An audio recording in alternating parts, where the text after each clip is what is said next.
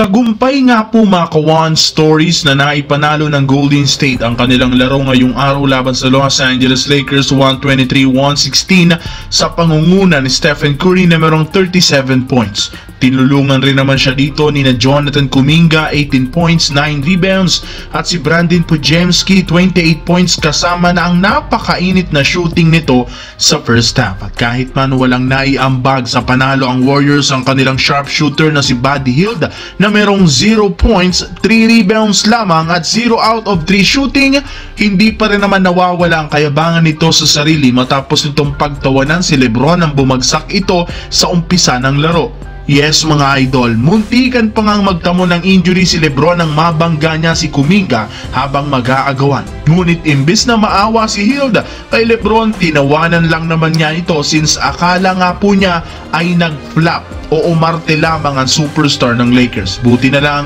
hindi ganon kala ang nangyari kay Lebron dahil nakapaglaro at natapos pa rin ito ang kanilang game sa pagtatala niya ng 33 points, 5 rebounds, 9 assists. Sadyang hindi lamang katanggap-tanggap ang inasal sa kanya dito ni Buddy Hield. Samantala, hindi pa rin naman talaga sumusuko ang Minnesota Timberwolves sa kagustuhan ng team na maiwasan ang play-in tournament at dumiretso sa playoffs matapos nilang maipanalo ang game sa Brooklyn Nets 105-90. Pero kahit man naging madali para sa team na manalo, nagkaroon pa rin sila dito ng napakalaking problema matapos matapilok si Anthony Edwards nang matapakan niya ang head coach ng paa ng Nets na si Jordi Fernandez habang siya ay umaatras. Kaya dahil sa pangyayaring ito, napilitan si Edwards na bumalik sa locker room at suriin ang injury. Mabuti na lang at nakabalik pa rin naman kahit papano si Edwards at natapos ang game. Kaya wala nga dapat ipag-alala ang mga fans. Humingi na naman ng tawad si Coach Jordi Fernandez